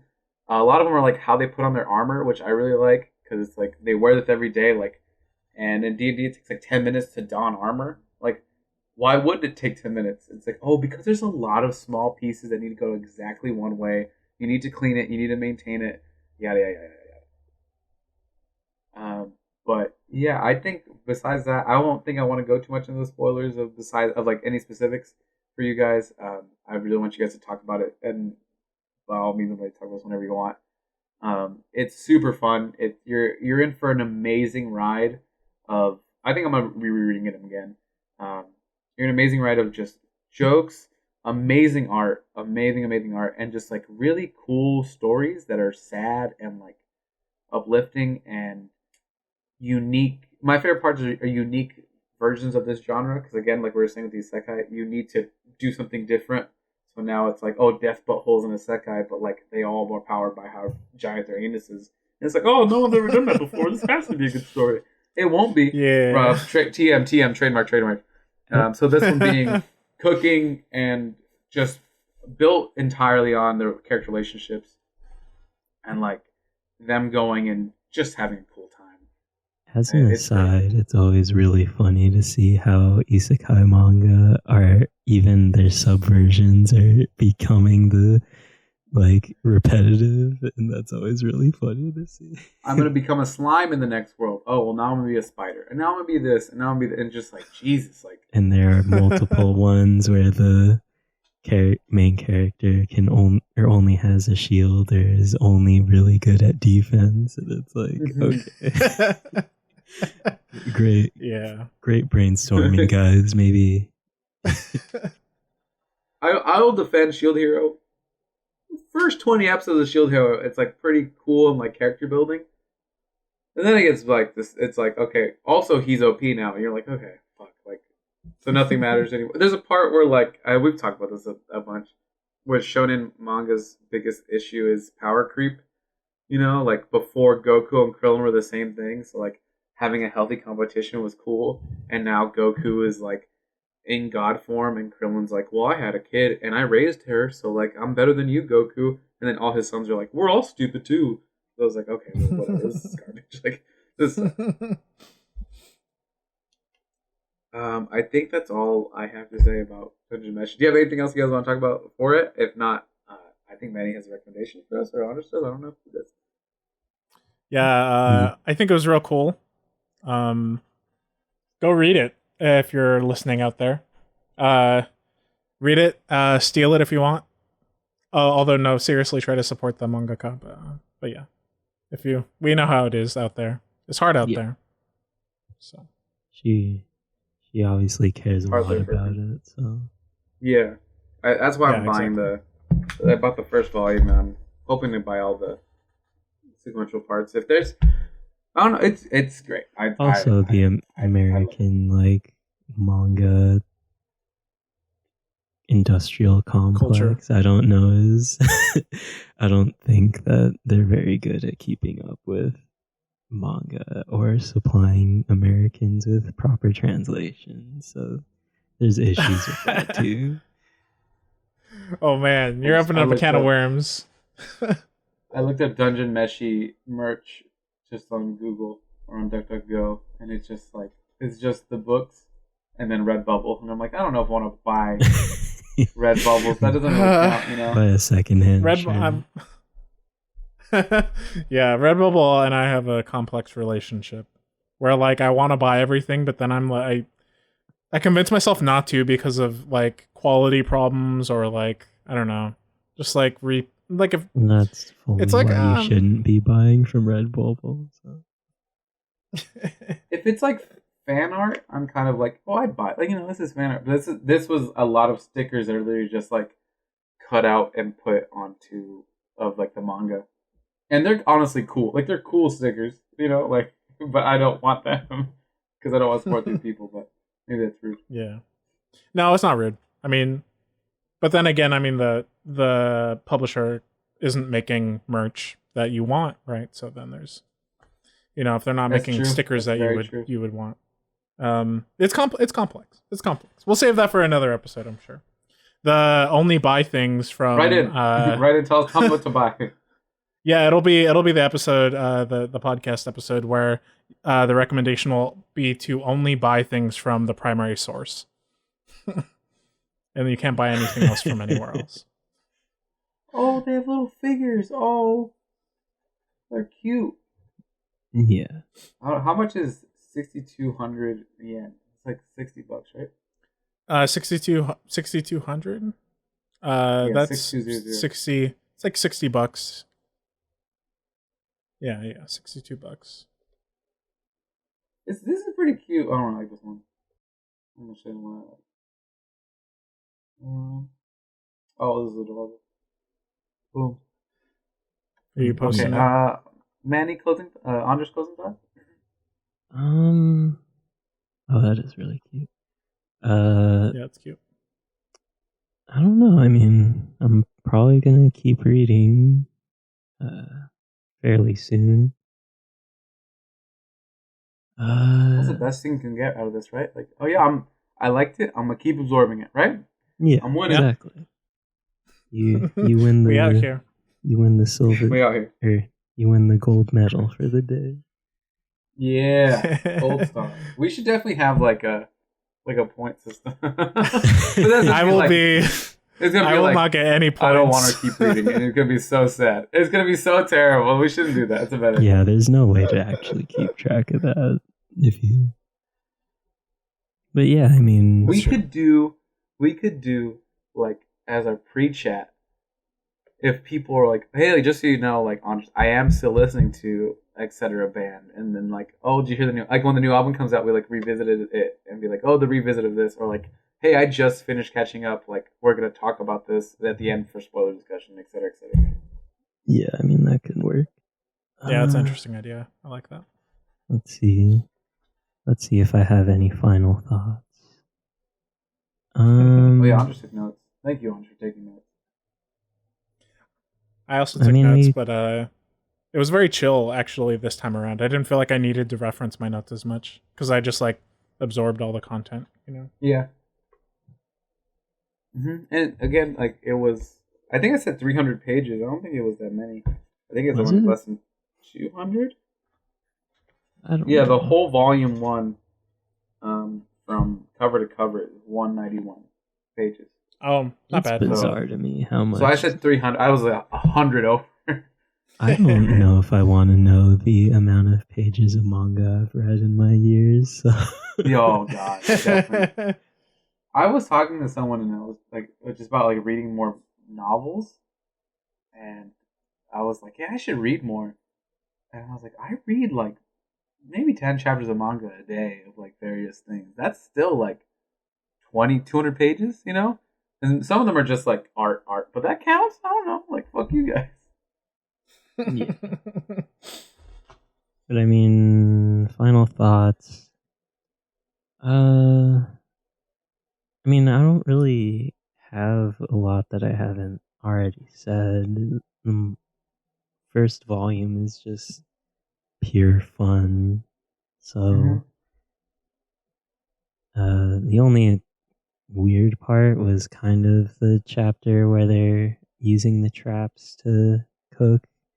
That kind of felt like people were kind of very caricature-like of their characters, but I mean that's bound to happen just naturally. Mm-hmm. I think that was there to make.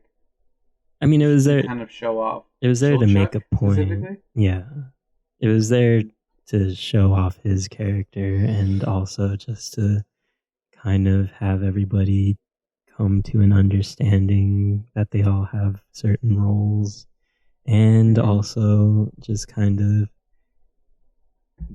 drive the point across that they're not going to be together forever. So it definitely had a purpose.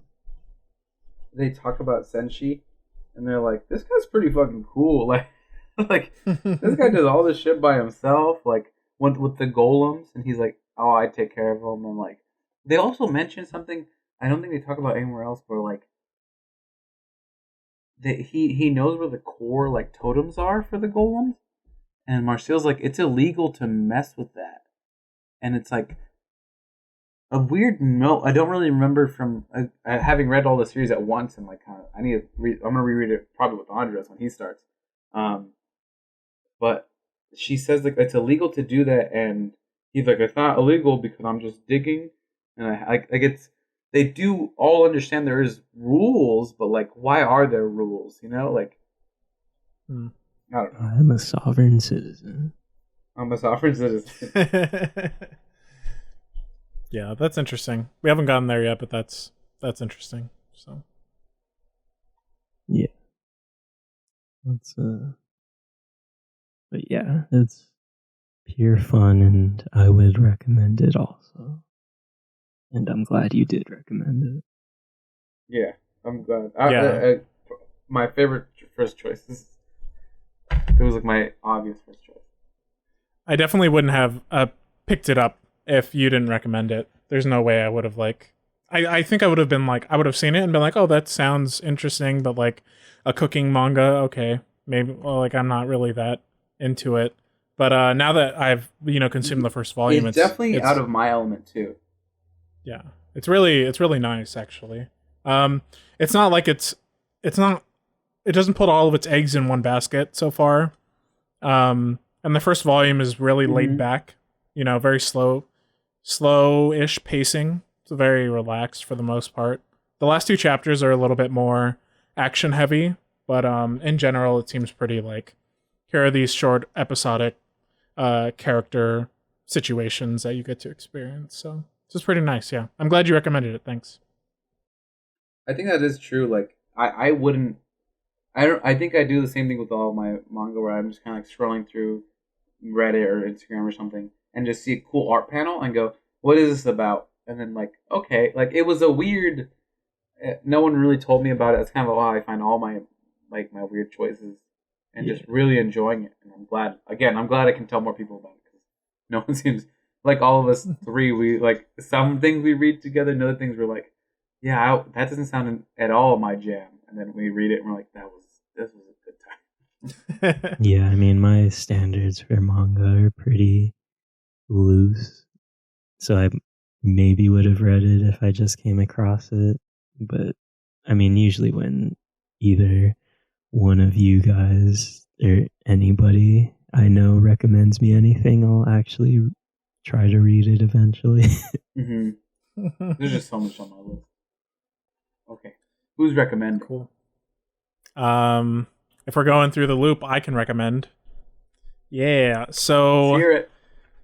The recommendation for this week is going to be a little bit. It's not a piece of media. It's a sort of like an experience that I'll describe more when we meet to talk about it. But I sort of have like a list of directions that I can send you all. It's it's not very explicit or anything. So the experience is it's sort of just this element of spontaneous sound making. So a lot of people make sound in their day-to-day, every day, and they don't really like focus on it. It's sort of like, happenstance sound. For example, when I'm like walking down a hallway, I'm not really paying too much attention to the way I'm like walking down the hallway and making sound with my footsteps. It's sort of just happening. But in this circumstance, I think this will be especially interesting for you, Alexi, because you don't, as far as I know, you're the one who doesn't have a lot of musical experience so far, and so I think that I think this will be a really fun time. So it's going to be some spontaneous sound making. So my recommendation is essentially to spend 5 to 10 minutes anytime during this next week before we meet, making focus sound. So not doing anything else, really just focusing on making sound, using anything or everything that you want to use. So it could be like pots and pans, it could be your shoes, it could just be your hands, and you could like be clapping, like whatever you want to do. But the idea is to as you start making sound, to really focus on the sound and like the way it makes you feel and what you're doing. It's very hippie. So roll with the hippiness for it. Just sort of like focus on the sound you're making and what you're doing, and let that influence the next sounds you decide to make. And this is a sort of a process that I'll go into more, but it's really like a way to approach improvising sound and music and your relationship with your ears, your hearing, and sound in general. So the goal is for 5 to 10 minutes to record with your cell phone or something else some sounds that you make, and while you're making these sounds, let both the sound you're making and all of the stimuli you're getting. So like if someone walks by, let that influence you. If you're feeling tired, let that influence you. Just like let everything influence you, and really focus on the sound you're making. And record it, and then we'll play it for each other during the podcast. It's like 5 minutes, so it'll just be like 15 minutes of sound, and we'll put it into the podcast in post-production. And we'll listen to it together, and then we'll sort of talk about what you thought of it, and also if it changed anything about the way you interact with sound, if it didn't, if it felt silly, like anything. And don't feel the need to make it like musical don't feel the need to make it fit like a certain image or aesthetic. Like really just let it do what it does. And at the end we'll get together and we'll listen to it and we'll talk about it. And then I can go more in depth about like why this type of like thinking is important and how it manifests in other like musical contexts, because music people do this sometimes too, and I can talk about that a little bit. But yeah, we'll listen to it together. And do either of you have training to become sound artists? Yeah, you're all going to become sound artists. Do either of you have questions about the like logistics or anything? I'm gonna go buy I'm gonna go to Home Depot right now. Yeah, you can pick up. I'm going to Home Depot right now and buy 32 saws. And I'm gonna make Yeah. I guess you have questions about it? I guess it is just gonna be like a weird moment of like I'm gonna turn it on and just try, and that's gonna be it. I'm just gonna whatever I have. I think it's just I'm comfortable here on my desk. I'm gonna make something, and I think how I won't. I don't know if I should predict what my brain's gonna do. But I have it. Well, yeah, you can. That's the interesting part. I think that's really the part that I would love to talk about is how everything ends up manifesting for both of you. Because they're like, for example, I have a bunch of musical training, so like I'm thinking about sound and making sound in a certain kind of way. That's both through my musical training, but also like my lived experience, and so it'll be great to see what both of your experiences with it are. And then I'm hoping that it opens you up to like just casually making sound for pleasure, because that's sort of like the cool thing about sound is I can just do this, and to me that's fun. So I don't know, like, just get hippie with it. And we'll meet next week to talk about it. All right. Yeah. Are there questions or anything? Anyone have any? I have no further questions. Yeah. Sounds fun. Yeah, I'm excited. This is like you're saying, this is completely out of my fucking element. I don't know what the fuck's gonna happen. Is this gonna awaken something? I could, yeah. Oh my God. It sounds like an exercise that we like the equivalent exercise of something we might have done like the first week of architecture school. Like just that moment where a couple people are just like, oh, I don't think this is for me. And also conversely, where I kind of just did it and was like, oh, I love this. Yeah. Who knows what you'll find? Yeah, I mean, for those people trying to be educated on some of this stuff, this is just like one way, and a little bit of a spoiler alert. It's sort of like one way to start engaging with the idea of improvising, in with sound or with drawing or anything. Just letting this feedback process happen. So it'll be real interesting. I'll talk more about that next week when we meet. All right. What did we say last time? I have nothing to plug. Go read Dungeon Meshi, and then go make noises with your face, and that's all I have. I'm done. Yeah. Yeah. Go love your family. Go love your family.